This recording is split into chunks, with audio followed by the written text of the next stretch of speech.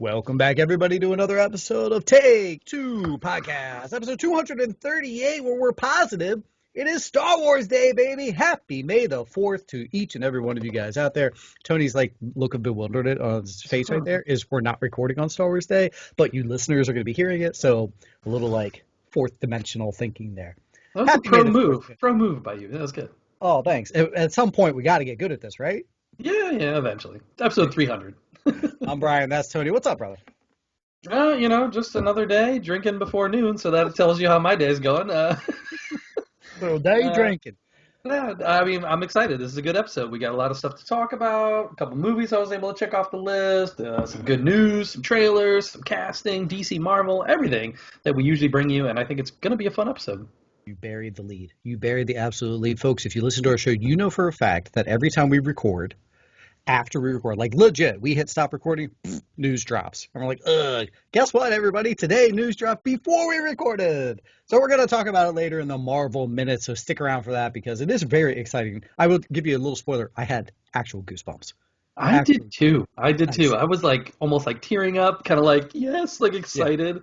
Yeah. I was watching it with my daughter, and she was also very excited. So, yeah. Beautiful. Without Remorse, Nobody, Invincible Finale, Courier, Stowaway. We're talking about all of those today. Yes, that's a lot, but you're going to enjoy it. We also have the Falcon and Winter Soldier assembled, the making of. We're going to do that a little bit later on. Stick around for that. We have our poll results. We've got trailers that we're talking about, a bunch of casting news like Tony talked about DC and Marvel. Thank you guys for jumping on to Take Two Podcast. If you've listened over the weekend, we had a new spotlight that dropped, Miss Octavia Spencer. I've thought about this episode a lot since we've dropped it, just in the amount of a career this woman had before anyone really knew her name, and now she's huge. And it's like, wait a second, folks, if you don't realize this, you need to go listen to our app. The last decade, she's been gigantic.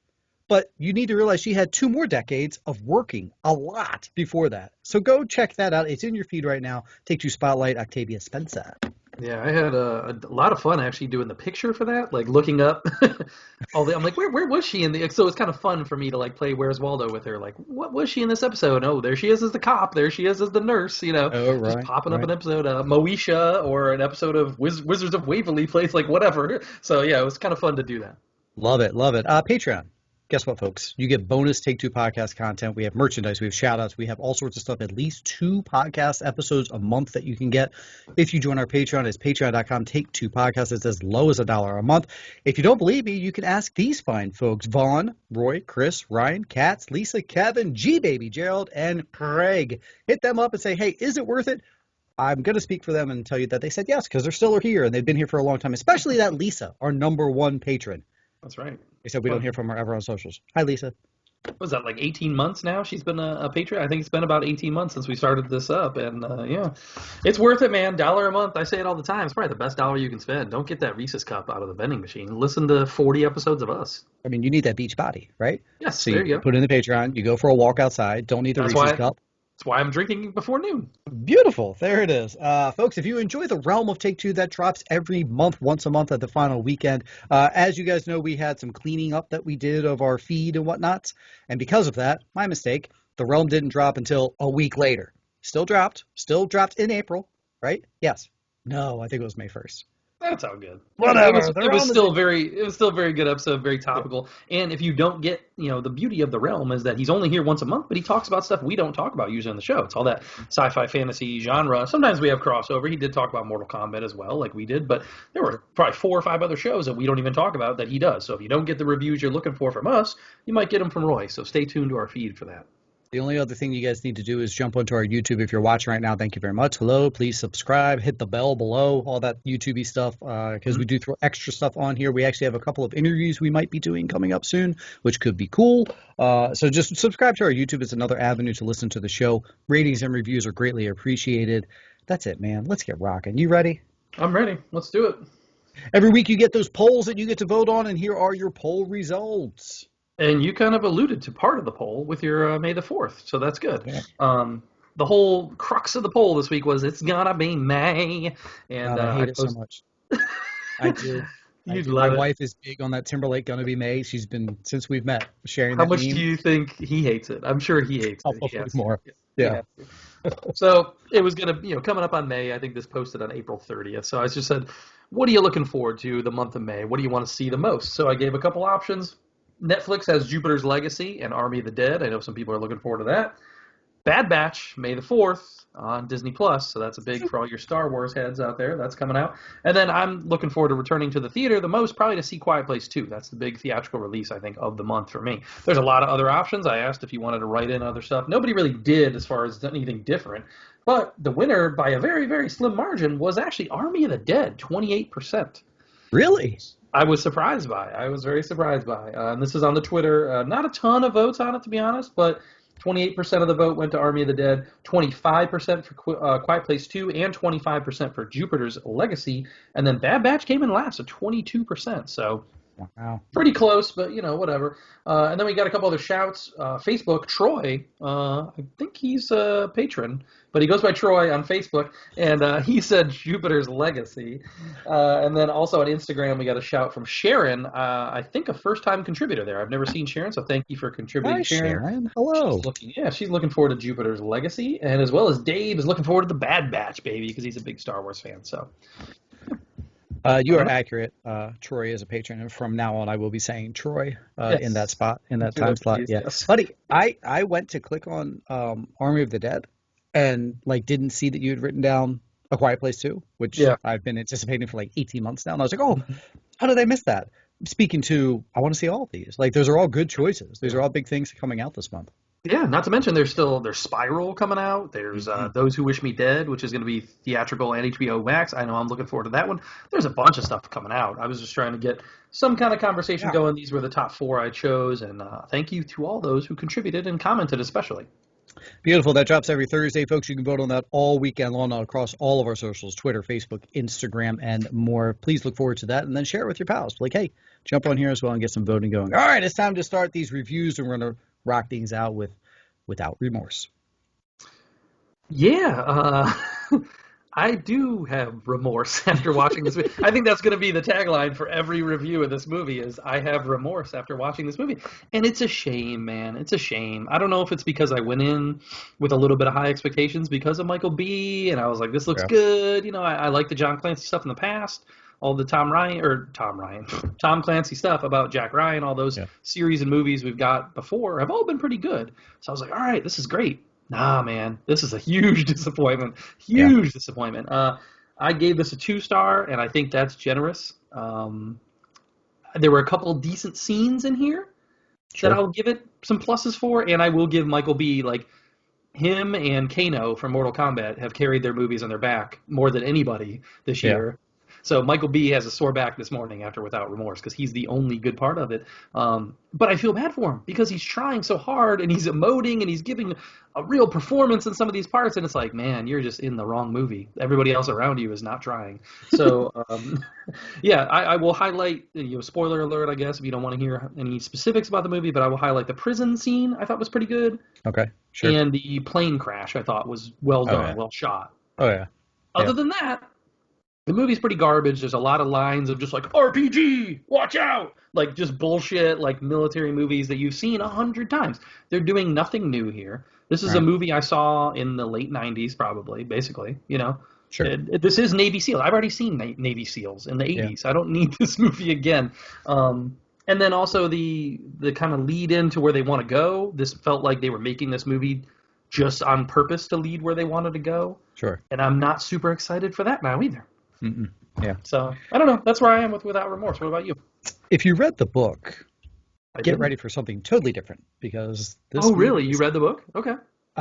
It's not. I mean, the premise of wife and baby die. He gets angry, revenge. Just not only from this book, but we've seen that, like you said, many times before. But so if you go into this thing and I really enjoyed that book. It's very based on the book, if you will. They do a lot of changes. I will shout out, I do feel some of the military tactical stuff that they did, the SWAT teamy-esque stuff. I was like, oh, that's pretty on point. Screaming down the hallway, coming out, got 2, things like that. I was like, all right, they at least did their homework there for that. Their homework for dialogue writing, not so much. And I was like, wow, I feel like I'm watching Mortal Kombat again. I like the pretty things and the action-y things I'm looking at, but when people move their mouths, I just want to be like, oh my God, shut up. You would not say that sentence in real life. And I was like, how did this happen? Taylor Yeah, Sheridan is one of the co-writers of the screenplay, which we love his work on other sure. things. Hell or High Water, Wind River, these are great movies. You should be ashamed of yourself, sir, for having your name on this. You should have what is the thing that they like make up a fake name and put on there? Like that's what it should be, you Yeah. know? Oh, sorry, Oh that's my fault. Whatever. no, it's all good. It's all good. It doesn't matter. You're not ruining the review of this terrible movie. So Usually throughout our show, you guys, I try and write down like show titles based on stupid things we say or whatever. You've given me three, and I already had one I wanted to use just in this review so far. I'm with you with Michael B. And I wonder sometimes as an actor, like Michael B., you are so established and you are elite Hollywood star level right now, and you just need a few more pieces to take that step. What when this script comes across their desk? Where do they go? When they're reading it, obviously there's a paycheck, so people please don't respond. Well, he's getting paid a lot. But in there, like I can see him saying, all right, I see the emotional turn. Wife dies, baby dies. This guy goes for revenge. I can show a lot of emotionality here. And he does. But at some point, are you reading the script like, ugh, like, why would I say this line? Why would that guy say that line? I don't want to do well, and like I said, to the '90s kind of feel of it, it feels like they just took the book, or that it was going to be made in the '90s, and they've been Yeah. shopping it around that long that they never like freshened it up or gave another pass over the script. It just feels like the script that they originally were trying to shop in the '90s. Which, like, come on, the whole "tell my kids I love them." Are you kidding me? Yeah. Or the scene where they're like, let's tell everyone our names, whatever, get to know everybody, no more code names. Like, I rolled so many times during this movie, and I was looking at my phone too, like 100 times. I was totally bored, didn't Yeah. care, does nothing special, nothing new we haven't seen before. Jodie Turner-Smith, I'm sorry, you're awful. I don't know if it was just you miscast in this. Like, Sure. is that what it was? Was she miscast? Because she was terrible. Yeah. I, I don't know. I'm almost infuriated just talking about this movie because I also don't like Jamie Bell, and the fact that we're like looking forward to him now and continuing on with the series possibly. I was like, Right. no, because Right. you set him up almost as like a dick that they don't like early on, Yeah. like, and I don't feel like he was really redeemed enough for me to be like, okay, now I like him. I never got that point. And then if you introduce Guy Pearce in anything, I automatically think he's bad. So Okay. way to try and bury the lead there. I How the guess hell? spoiler alert on that one. How did you get 2 stars out of this? This is now my question. I'm proud of you. I'm really proud that you went up to. I will say here's my 1 star is from Michael B. And then my Okay. other one is because I like Brett Gelman and I like Coleman Domingo, and they were both in here for one scene. So I was like, okay, I'll give it another star for those guys. Nice. Beautiful. You That's really it. need bios in your letterboxing so people can laugh at why the stores came through. All right, that's it, guys. Without remorse, don't watch it. It's not great. I mean, I love Michael I B. mean, I look still, forward you to it. you can still watch it. Just No. know that it's gonna be trash. It's gonna be something you've seen 100 times before. All right. Your choice. I say don't. He says just no. It's going to be trash. There's your review. Nobody, There you go. not nobody's remorse. No, whatever. Without remorse. Let's do nobody. I didn't have the cash. I'm tight on cash right now, so I did not rent this. But you said I did, and I'm jealous because I do want to see this. Please tell me I still want to see it. Well, I'll tell you what, you should have sprung the cast for this because this Okay. is the review. This is the review of the week for me. This is the highlight of everything I watched. I'm going 3.5 out of 5 on this one. This is Nobody. Bob Odenkirk. Who knew that Bob Odenkirk could be a badass? I did not know that this was possible. And honestly, I don't remember seeing a trailer for this. I remember hearing about this movie, that it was coming, but I don't know if I saw footage of it before this. So I kind of went in cold, not knowing really what was going on, just that it was Bob Odenkirk doing his best John Wick, kind of impression. So he is this kind of everyman. They start off the movie just seeing him going through life, very mundane with his family, whatever. And these people, it's like a home invasion kind of gone wrong, and something clicks with him where he's like, I need to get my revenge for this. And then you come to find out that he's like a former assassin basically for the government, and that he's been trained and he knows how to do all this stuff, and it kind of reawakens that in him. He was trying to move on and be the nice everyman family man, and these people kind of brought it back out of him. And so then he starts kicking ass, and the people he's kicking ass have ties higher up, and it becomes a big thing, similar to like a John Wick. Okay. If you've seen John Wick, it's really nothing new. It's not like they did any amazing scenes where anything was reinventing the wheel, but just Bob Odenkirk kicking ass was amazing to me. I had a lot of fun with it. Nice. And then you add in RZA to the cast, and you add in Christopher Lloyd walking around with sawed-off shotguns as his What? dad. as like his dad, and he's like his backup, and it's amazing. So that right there I is didn't know enough that. reason to watch the movie, and it's just a fun ride, man. It's just fun. Okay. The story's not bad. They did a good job with it. It's the director of Hardcore Henry. I never watched that movie, but it looked like they were trying to do something special there. Like it All was right. supposed to be like point of view, action, whatever. Right. And it's produced by the John Wick creators. And Oh. he already said that they have a possibility to maybe like do like a crossover down the road, or at Oh. least like a very subtle like Easter eggy kind of crossover. So I'm all for that. It's 90 minutes. It was a $16 million budget. It's already made its money back like 3 times over. This movie's fantastic. It's fun. Just go watch it. I mean, it's not like I said, not an amazing Oscar winner, nothing reinventing the wheel, but it's just fun. 90 minutes watching Bob Odenkirk kick ass. Who knew? Awesome. Got it. I'm in. And you had me at the 90 minutes. You had me at 90 minutes, and you had me at sawed-off shotgun Christopher Lloyd. That's Yeah. incredible. The That's only incredible. thing I will say that I will take away a little bit for is Connie Nielsen plays the wife, but she's pretty much completely like misused and underused, and Ah. that's a real sticking point for me recently. I feel like every action movie I watch, it's just women thrown in just to have them there, but they have nothing to do and they're completely underwritten. And Yeah. I mean, because even without Remorse, I didn't feel for his relationship with his wife. They barely establish her as a character before they kill her off, and I feel Right. like that's just common in screenwriting right now, where these women are completely underused and whatever. So that might be my only negative of the movie. Was just like that aspect of it was kind of not developed enough.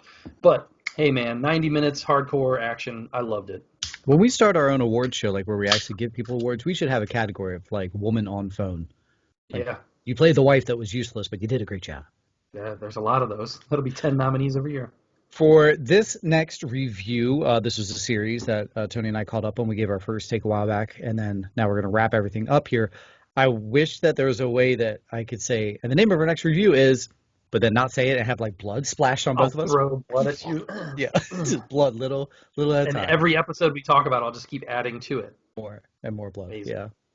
Invincible. We finally wrapped that up. It wrapped up over last Wednesday they dropped the show, so we've actually been sitting on this one for a while.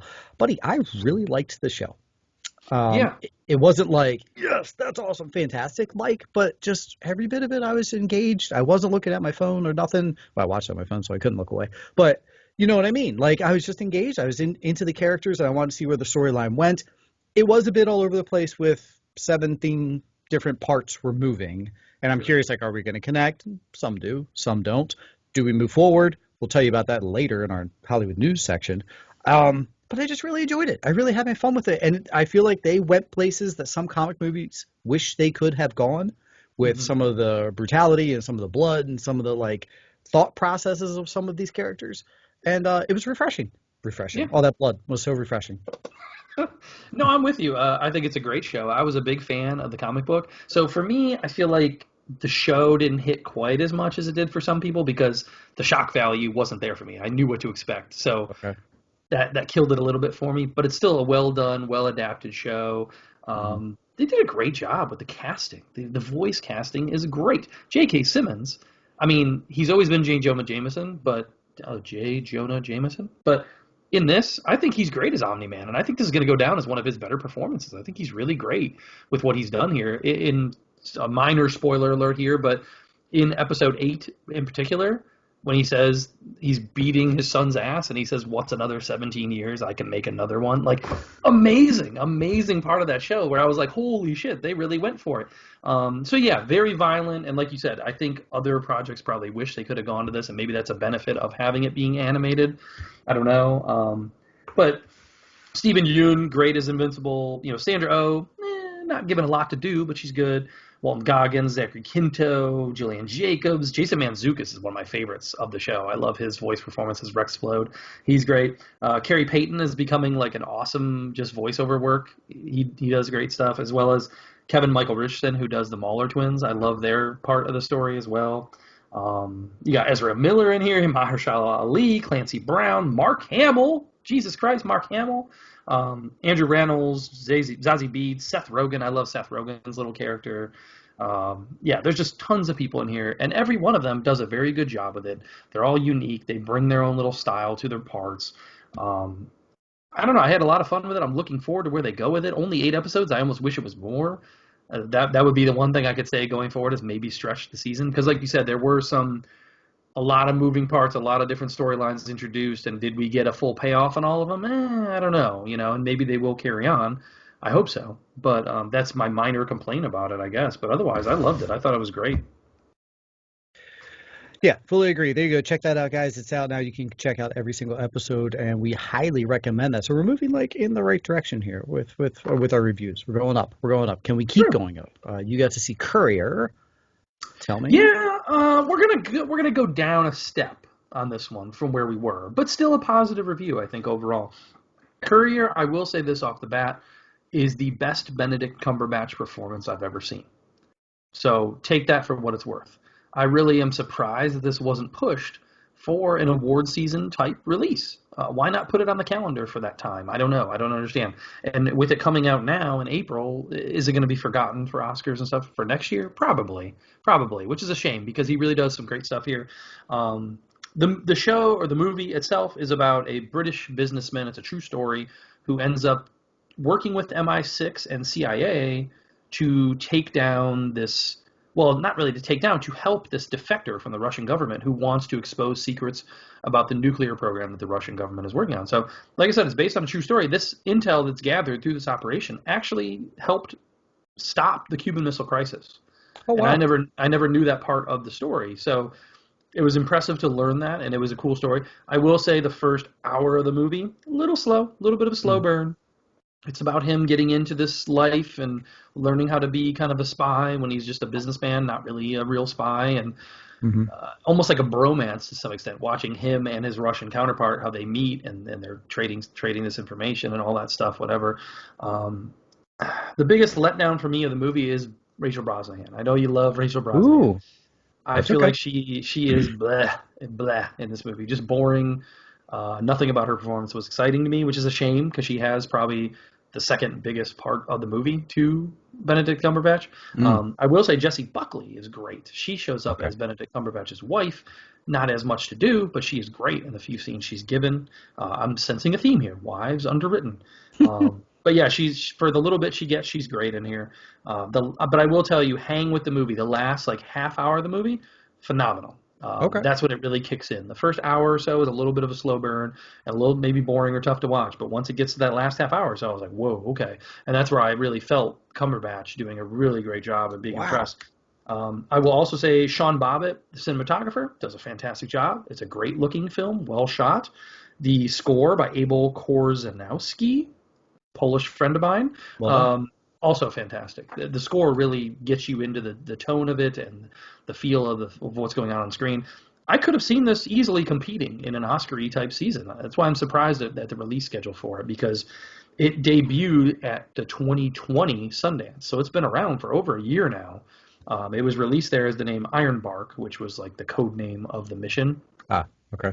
So they retitled it Courier. I don't know, whatever. Take that for what it is, but I think this could have been a minor player as far as technical stuff and just the performance of Benedict Cumberbatch. It was very Oscar-y in that feel. And I like learning about a new story. It's a true story that I didn't really know anything about. So if you are into those kind of stories, like old school spy stuff, it wasn't quite as boring as like a Tinker Tailor Soldier Spy, which to me I found very boring. Sure. It leaned more towards like a Bridge of Spies. Okay. So if you like Bridge of Spies, I think you'll enjoy The Courier as well. So I gave it kind of 3 out of 5 on this one. Surprised at the title change because Ironbark sounds like a solid. Yeah, and I think it had some decent momentum coming out of Sundance. I thought I remembered it being kind of well reviewed. I don't know why it just disappeared for like a year. So. All right, final review for today. This one jumped and kind of piggybacked along with all the other reviews. This is Stowaway. Stowaway. I actually wanted to watch this last week. This was going to be on last week's episode. I just didn't have time. It was the new release on Netflix last week.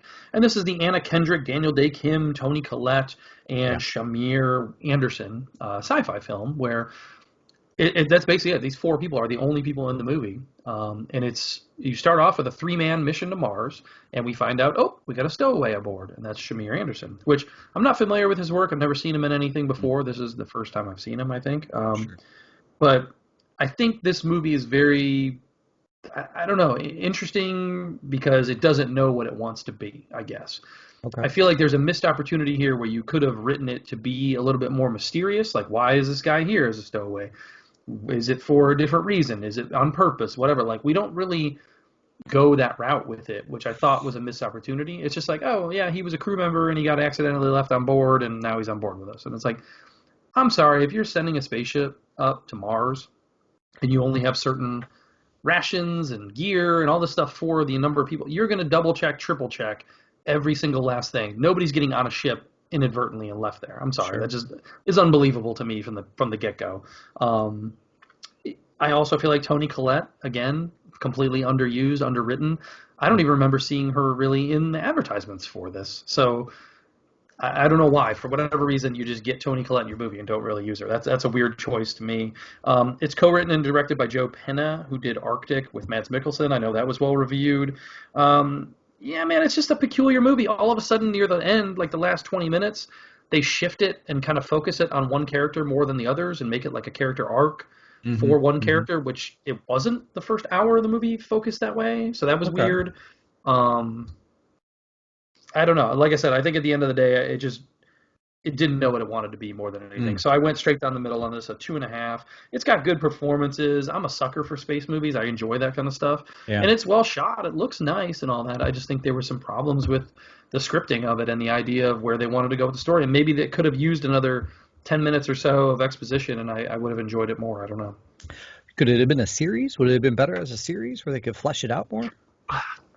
I don't know. I think it was fine as far as that. The only thing you could have done more was more backstory maybe on the characters if you did a full series, because it's interesting, the choice. Like I said, there's only 4 characters in the movie, period. Like, they even do stuff where they're talking to Mission Control, or they're doing a bit where they're like filming something for maybe a class or somebody on Earth. They don't ever show you who they're talking to. You don't ever hear any other voices, none of that. It's just the 4 people in the movie, and that's it. So, interesting choice. Like I said, it was well done, decent performances, but just didn't know what it wanted to be in the end. That's it, folks. We hope you enjoy those reviews. Take our word for it for what we just told you to do. But for now, we're going to take a quick breather and be right back. Assembled. I love, we've only gotten 2 versions of it, but Disney Plus is doing this. It started with Mandalorian. We got 2 seasons out of that, and now we got Assembled, where we're doing the behind-the-scenes making of each of the Disney Plus shows. I almost look more forward to this than I do some of the shows we have coming out, because it's pretty cool. And so we got The Falcon and the Winter Soldiers Assembled behind-the-scenes making of that dropped on Friday, I believe. Yeah. And we are already getting one for Black Widow, Loki, and Hawkeye. They've already announced that those 3 are going to be filmed and released also in conjunction with their projects. I still like the first season of The Mandalorian one the best, where they broke it down episode by episode and brought in specific people per episode. I like that style better than just the 1-hour documentary. It's fine, but it leaves me wanting more. The biggest things I took away from it were the issues with filming it, like the Puerto Rico stuff that they get into, where they kind of had to shift and change locations. And then same thing with like the COVID stuff, where they had to they were shut down for 8 months or whatever and had to find a way to come back and be able to do this. That was interesting, and I'm glad that they went into it a little bit. And I didn't realize how much visual effects work went into the show. There's so much.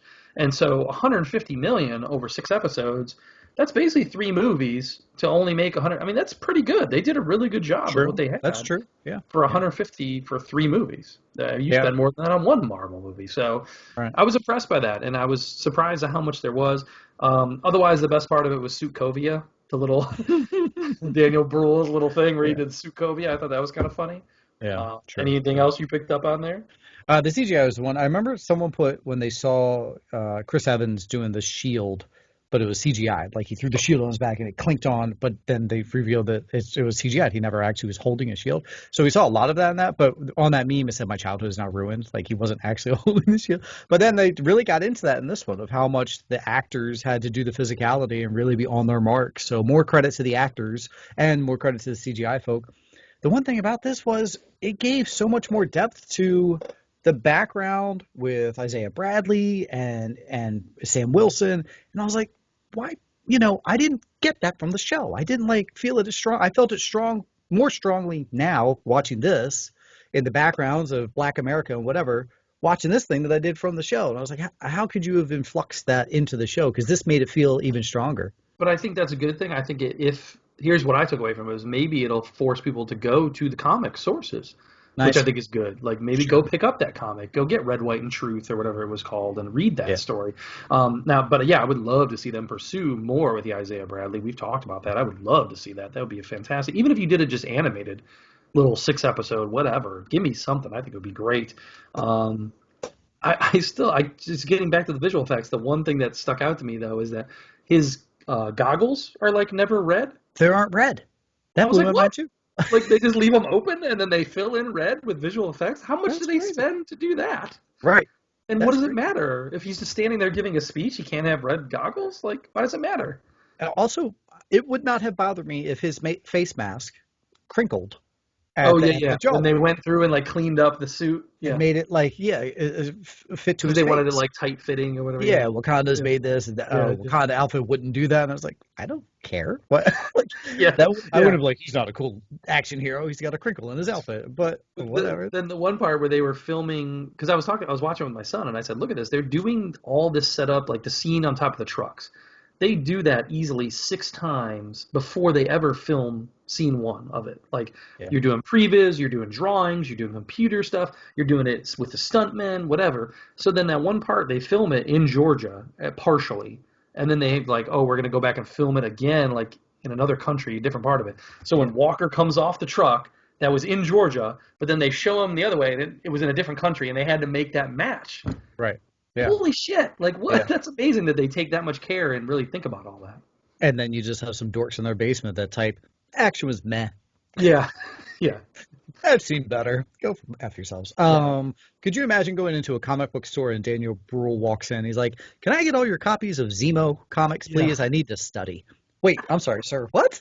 yeah, yeah, You know, yeah. like that would Awesome. just be wild if he just walks in, and that's what he said he did. He had to go in and do some study and do some research. I enjoyed it, man. It was good. It made me feel better about Falcon and Winter Soldier. You know, neither of us disliked the show, but Sure. it made me feel better about the show, and still looking forward to things coming forward.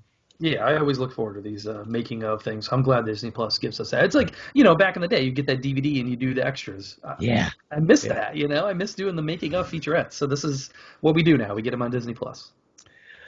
Coming soon will be people on your screen, but they have to get cast first. And how do we get there? The casting couch. Yeah, couple decent ones this week, I'd say. First one I came across was for the Enchanted sequel titled Disenchanted, and Hmm. we've cast Maya Rudolph, Yvette Nicole Brown, and Jima Mays all in there, and supposedly they are all going to be villain roles, from what I read. So Oh, okay. All right. I like that. I like it. When you said that, I I'm was like thinking low like key looking forward to this Disenchanted. I think it'll I'm be not fun. I'm not low key about it at all. I am. I wonder, like, just casting 3 women in a row, like 3 fairy godmothers, but you said villainous, so maybe 3 witches type thing. I don't know. Yeah, yeah, we'll Could be see. fun. All Yeah, my right. wife loves the original, and I think she's tried to get my daughter to watch it a few times, and she doesn't like it quite as much as her, and I think she's like let Just down by that. disappointed. How do you know that you love her? All right, Oh, sorry. the songs are phenomenal in that Oh yeah. movie. I mean, well, that's a whole other podcast. Anyways, Journey Smollett, she is going to star and executive produce in a film called Lou with Allison Janney. So Journey Smollett, she's on the rise, man. I like it. She had Sure. she had a big year last year between Birds of Prey, Lovecraft Country. She got some nominations out of that. Sure. She's filming that other Chris Hemsworth movie we talked about. What is it? Escape from Spiderhead or some shit it's called. Sounds right. Yeah, Sounds right. so she's all over the map with a lot of stuff's going on for her. So good for her. David Cronenberg is coming back to direct a new movie that he also wrote the script for. He has not written an original screenplay in over 20 years, so this is Wow. exciting for the Cronenberg fans, myself included. But Viggo Mortensen, who was in Eastern Promises and Yeah. History of Violence for Cronenberg, so they've worked together quite a few times. Leah Seydoux and Kristen Stewart all cast in Crimes of the Future. Wow. So Okay. I'm on board. I love Cronenberg movies. They are weird and fucked up, and I'm here for them. So He watched Without Remorse and he was like, I could write this. I'm yeah, back. exactly. RPG. Tell my kids I love them. Like, come on. All right, last for me is Taika Waititi has been cast to play Blackbeard in the Yeah. HBO Max Our Flag Means Death, which we had talked about this before. He was already directing the pilot and executive producing the show. Yeah. This is a pirate comedy show, I guess. And he's joining Rhys Darby, who he also starred with on Flight of the Conchords and What We Do in the Shadows. So awesome. Awesome that Yeah. we're getting these guys reunited. And I'm looking forward to this show. I love their titles of everything they work on. It can't just be like that one word. It's like Flight of the Conchords. Our flag means death. What we do in the shadows. Like, good on them for doing more than one word. Yeah, next goal wins. Anything Taika Waititi works on has to be like a sentence. I love that. It's all good. I like it as well. Great casting. I'll take your HBO and give you two more limited series called Staircase. HBO is Toni Collette will be their lead. No details yet on the drama, what it's totally about. The other one... I just wonder if that could be... There was a famous documentary about a murder that happened on the staircase and the impending, trial and all that stuff. So maybe that's that. That'd be cool. Okay. Keep our eye out for that one. Other HBO film, White House Plumbers got their lead, Lena Headey. So White House Plumbers? Okay. I'm very curious about this one. Yeah. I want her to be a White House plumber. Like she's the lead. Oh, yeah. All right. Either way. The Wonder has booked their lead. It's going to be Miss Florence Pugh. The Wonder, huh? The Wonder, yeah. This is 1850s Ireland type thing, so a little throwback, but then, of course, she's big into the European stuff. We'll see about that one. Yeah. All right, more importantly, Ticket to Paradise. This is the Clooney and Julia Roberts. They have added Caitlin Dever to their cast. Love that. She's in everything, huh? This is true. Night Court, this reboot kind of sequel thing that they're doing, has added Melissa Roch. Okay. So she does good stuff. She did good stuff in Big Bang Theory, and then she did voiceover work as Harley Quinn. And then Light Years, Amazon sci-fi series, had Ed O'Neill as its lead, and they have replaced Ed O'Neill with J.K. Simmons. Ooh, I love the J.K. So I think, if I'm not mistaken, I think he's on the schedule for a future spotlight. I am totally okay with that. That rocks and rolls. That is it for our casting couch. On to a little trailer talk. Trailer's kind of light for this week. Did you see the teaser that Amazon Prime released for Tomorrow War? Very quick teaser, yeah. Very quick teaser. And this movie has been in the can for a while because I think it was supposed to be released around Christmas of 2020. So I'm like, why? Just give us more. Give us a full trailer. This is coming in July, I think, right? July 2nd to Prime. Yeah. They really looked like they were just trying to hammer home Chris Pratt. And, hey, we have a big movie coming, and Chris Pratt is in it. And that's what this was about. Was it just Prime? Huh? It's just coming to Prime?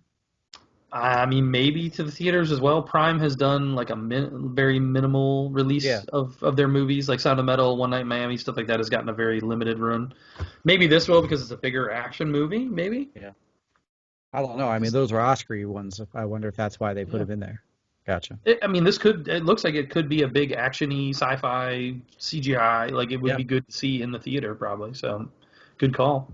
Need a bigger trailer. Need to see a little bit more. I'm intrigued. It looked good. I like the Pratt. Agreed. It's been on my list of, like, I want to see it for a while. So, yeah, I do want to see more. And then the other thing was Sweet Tooth. And this is based on a DC comic, which I didn't know. Not familiar at all. Executive produced by the Downies as well. Yeah. And starring Will Forte, coming June 4th to Netflix.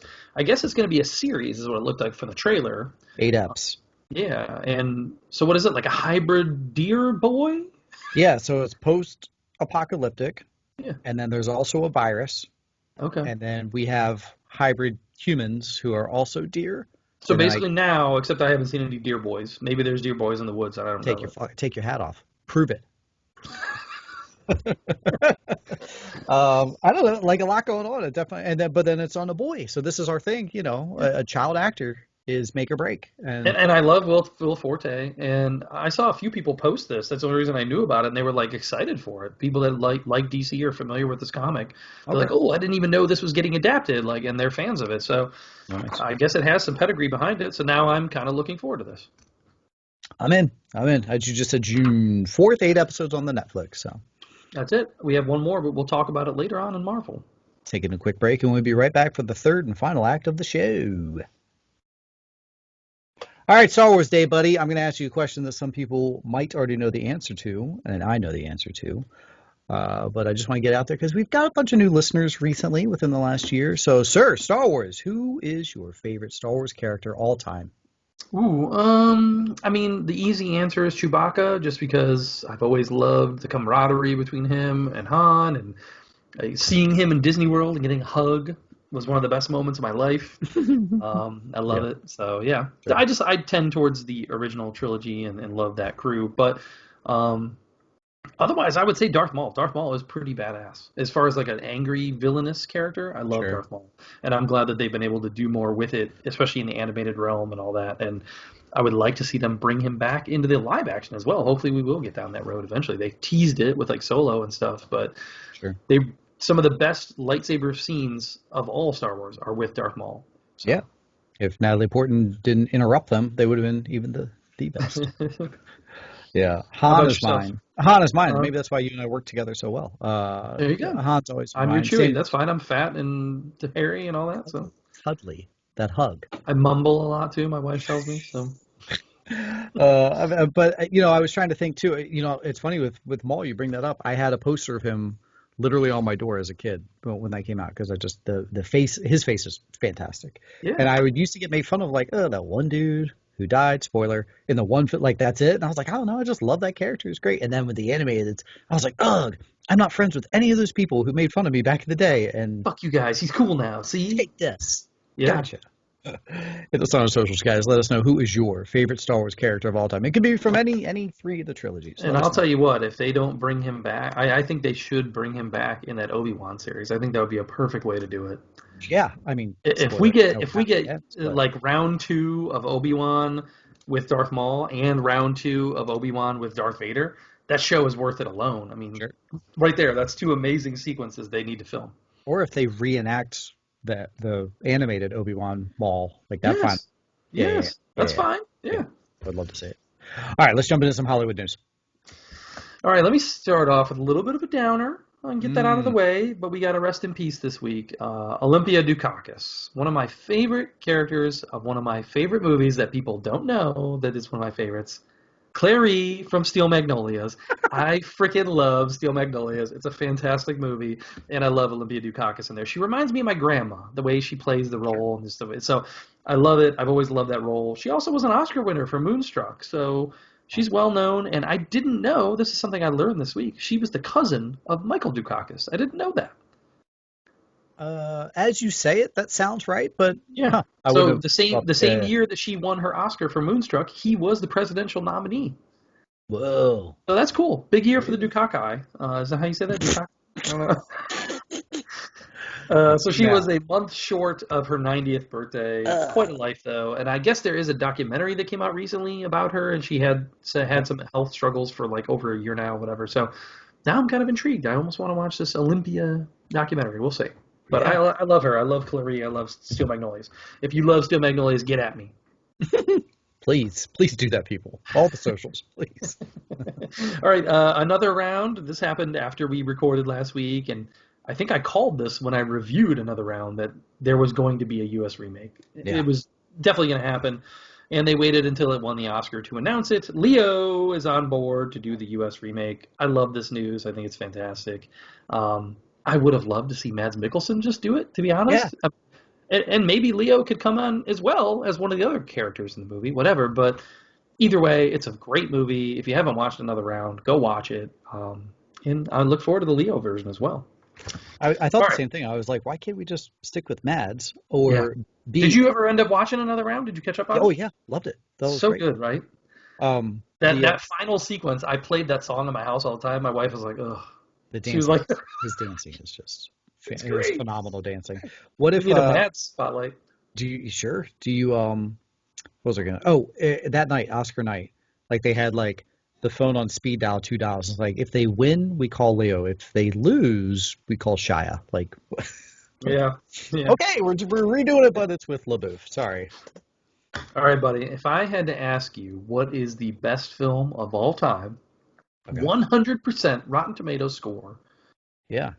what film would you say? Well, it's obviously Citizen Kane, greatest film of all time. Not anymore. Not anymore. No. Not anymore. They have resurfaced a review from 80 years ago by the Chicago Tribune, which was negative.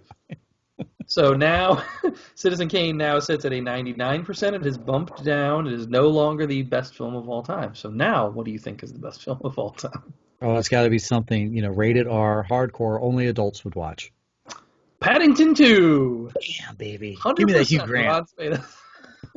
I still haven't watched the Paddington 2, so It's now I feel good. like It's I good. feel like I have to see it just Yeah. because it's the best movie ever made, apparently.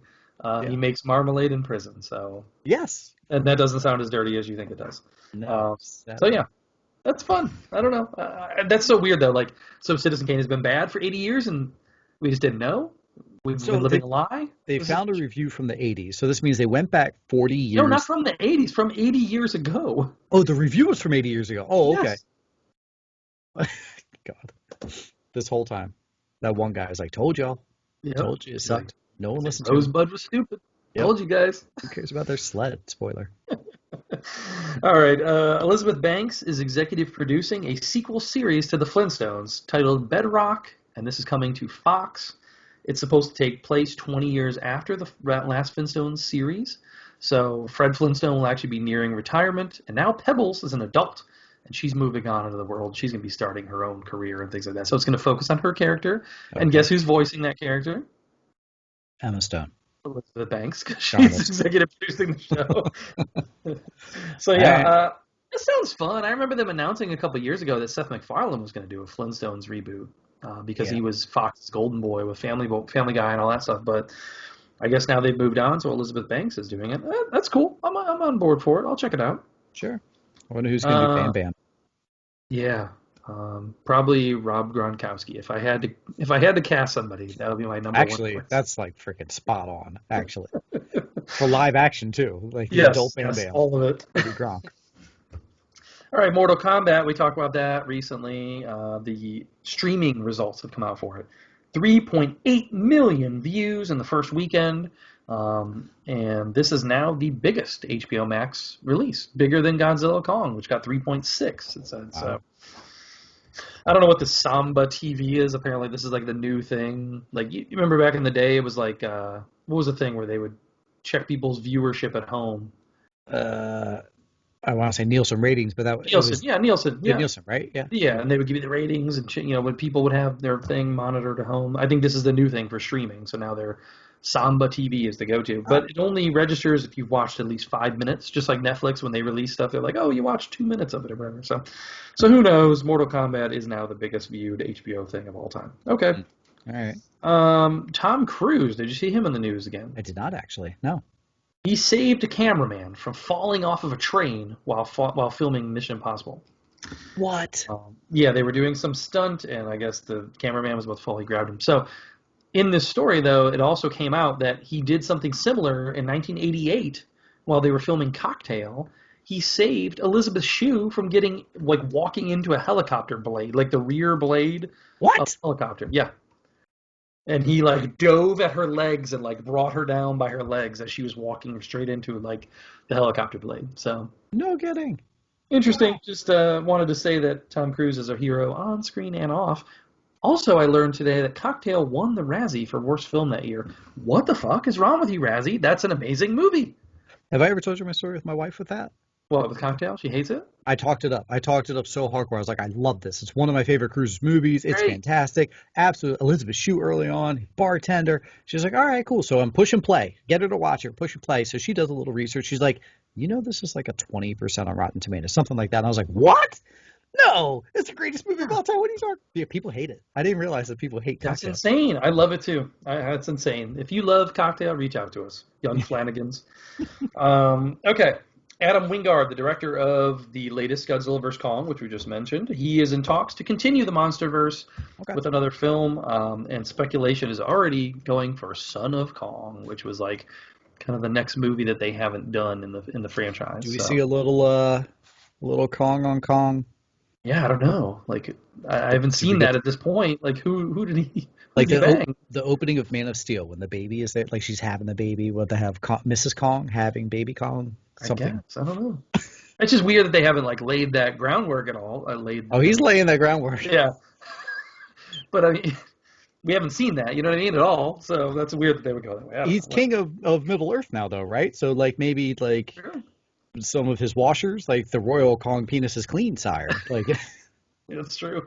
It's true. Bitches come out for that. All right. Noah Centino had a big week. He has been announced. Now, this is weird because I saw this first. He's been announced to star in and produce a series at Netflix with 8 episodes where he will be a CIA operative. Right? Okay. And this is produced by Doug Liman, directed by the showrunner creator Alex E. Hawley, who did The Rookie for TV. Mm-hmm. Um, so I was like, oh, cool. But then I instantly thought, wait a minute, isn't he He-Man? No, no, not anymore. It's No like, mas. I think it was like the next day, they're like, oh, by the way, he's not He-Man anymore. Which Yeah, I'm fine with. I think that's a good call. I never was on board with him as being a good He-Man. I mean, sure. apparently, I'm sure he worked out. He's filming Black Adam. He's got to be in shape, blah, blah, blah. Yeah. But who do you want as He-Man? Let's go back to this. Let's go back to this casting. I pull up my old notes from 30 weeks ago. Yeah. Let's put Rob Gronkowski, make him He-Man. Anybody? Maybe. Anybody? What if Liam Hemsworth? Okay, okay. I kind of like Alex Skarsgård. I know a lot of people don't Sure. like the Skarsgård. No, I'm down. I'd be down. That'd be fine. I don't know. I just can't think of anybody off the top of my head that really fits Yeah. that He-Man role. It's hard. It's hard. Mm-mm. It's fine. I 'Cause did see. Go ahead.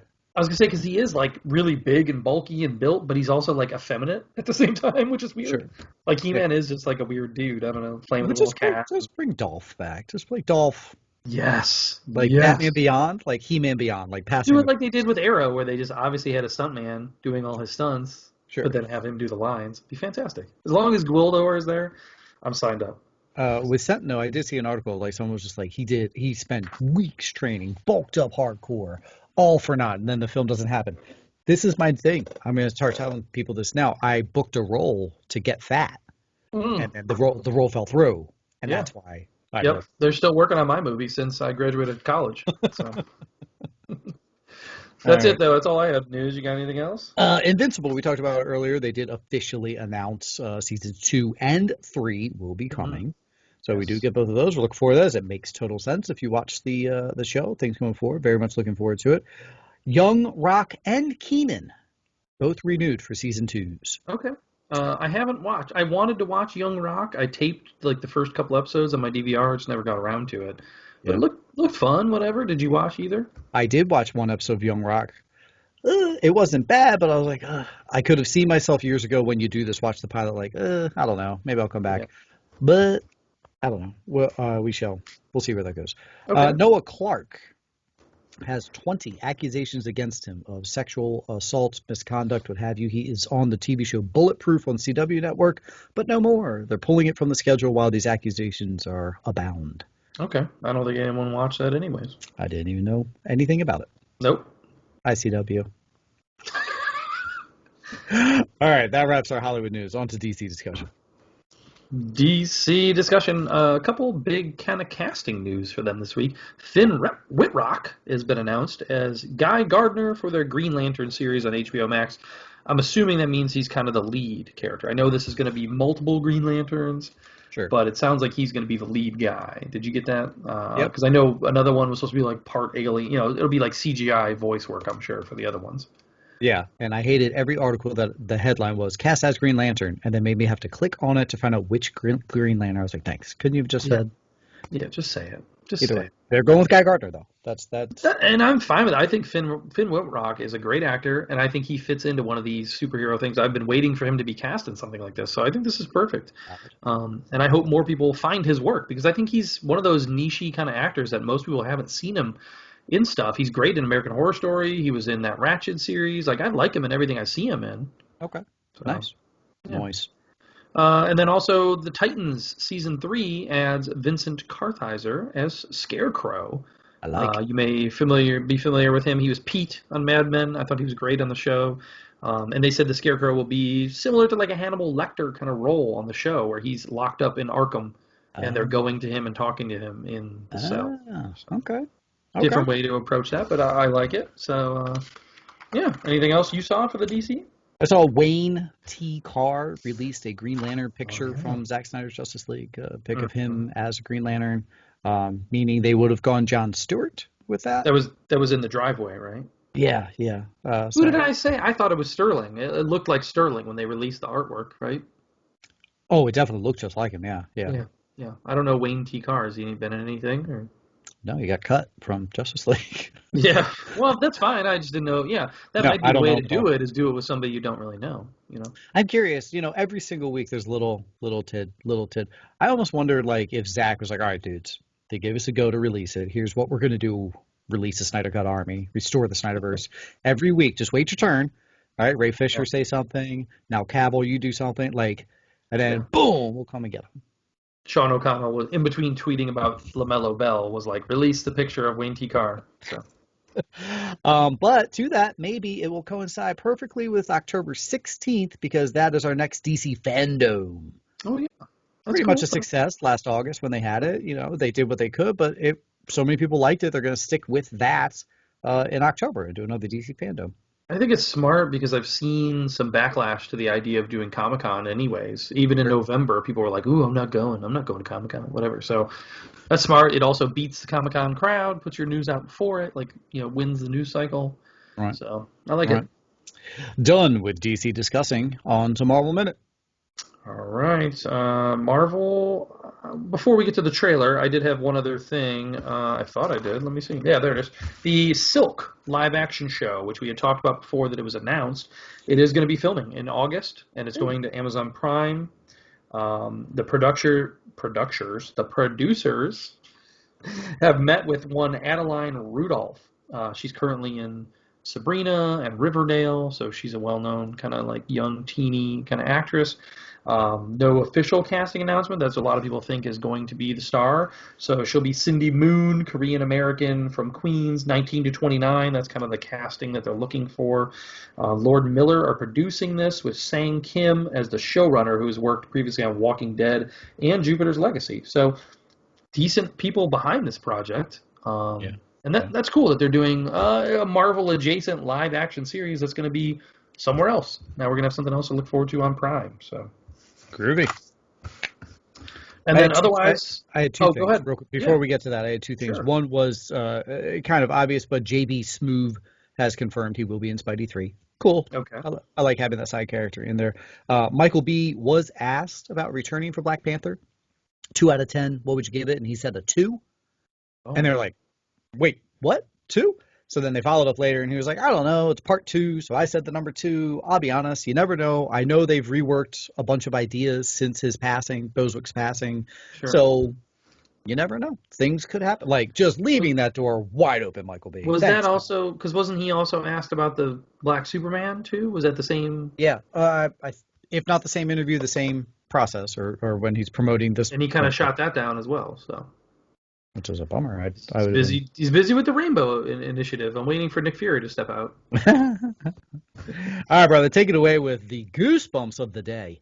Well, yeah, I'm glad that we got a chance to talk about this before we recorded. We saw the Marvel Phase 4, as it were, teaser. And this is pretty cool. They start off with the Stan Lee kind of voiceover, showing us pretty much some footage we've already seen, or like the next couple movies that are going to be coming out, Black Widow, even Shang-Chi, we just got the trailer. So, and kind of voicing over that footage and showing some past Marvel highlights. You know, the Avengers, seeing everybody watching.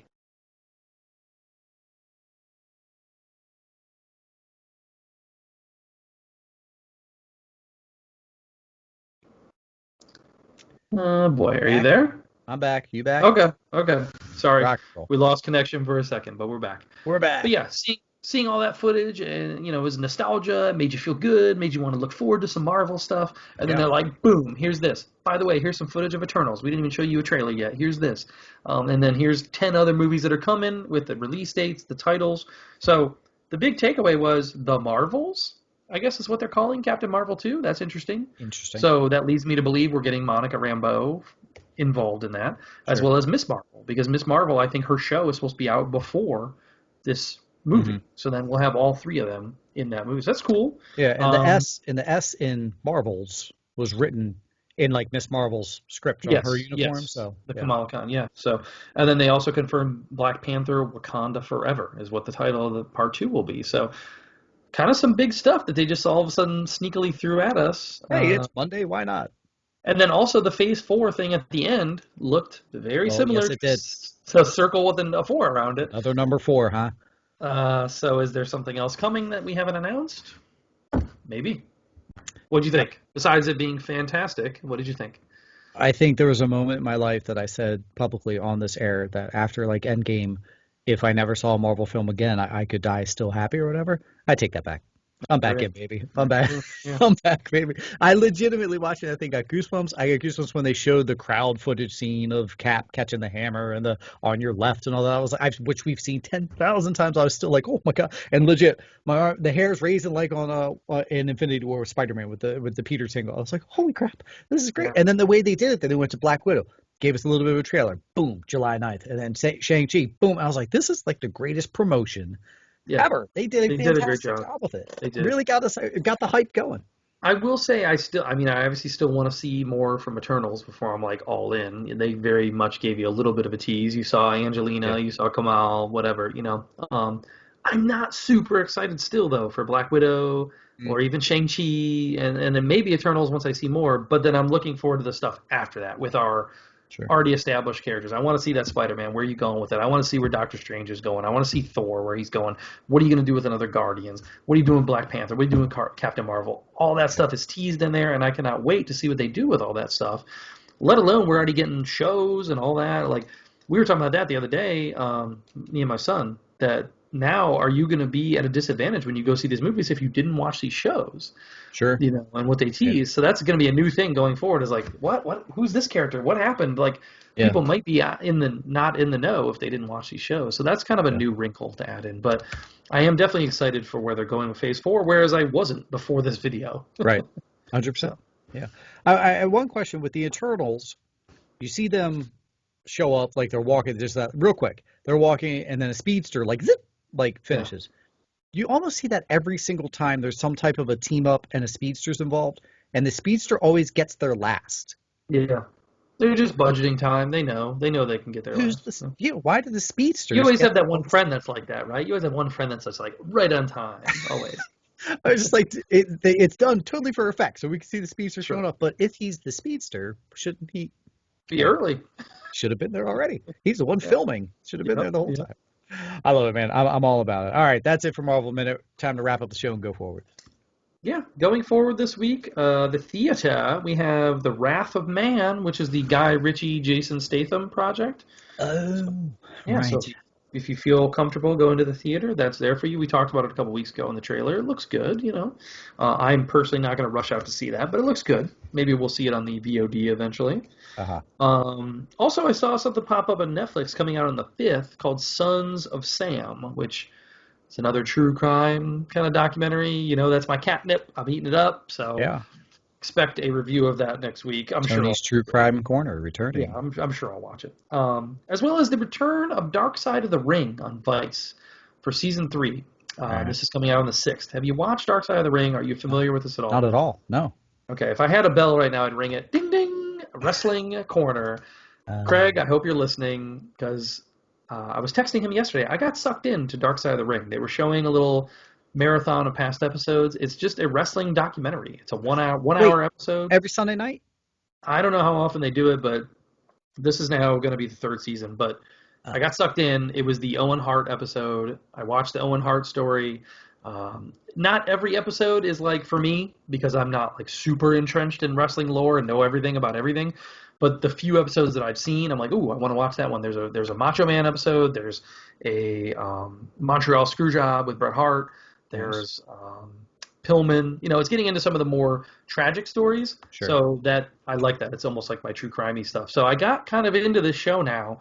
So now that there's a 3rd season, I'm gonna just pay attention and see what the Okay. episodes are based on, and I feel like I can just watch one-off episodes based on what they're on. There's a Road Sure. Warriors episode. I think season 3 they said there's an Ultimate Warrior, so I'm I'm in in. on that. Yeah, so this I'm is in. on Vice. So yeah, just wanted to shout that out real quick. Okay. Otherwise, Jupiter's Legacy, we already talked about that. That's coming this Friday to Netflix. I'm sure we'll have at the very least a first take on that next week. As well as the film Monster, which we talked about in trailers, and I was kind of pumped for that one. I think it looks good, so Yeah. I'm going to check that out for next week as well. But besides that, kind of a slow week, I guess. Not a ton of stuff coming out. For Take Two Podcast on Thursday, the poll will drop. Get ready to vote up that bad boy because you have that from Thursday through Sunday. You can vote on there and get those results nice and high. On Friday, if you are a Patreon member, you'll be getting a brand new Patreon episode. We're going to get a little musical on you for that one. Hope you look forward to it. If you're not a Patreon member, do it right now. Patreon.com/Take2Podcast. As low as $1 a month. There's other tier levels. You're welcome to join. Jump on that right now, and you get shout-outs, you get merchandise, you get all sorts of fun stuff, and extra podcasts.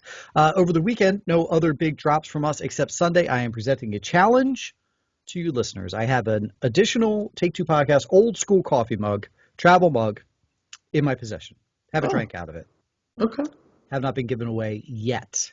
The first person on Sunday to give us a rating and review, preferably of 5 stars, I'm mailing it your way.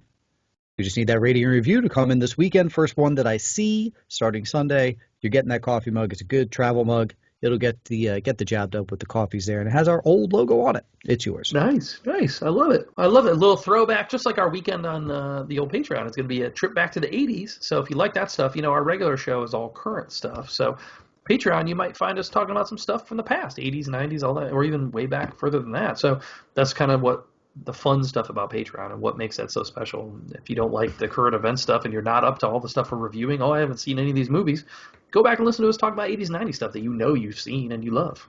All true. For episode 238. Have a great night, everybody. See ya.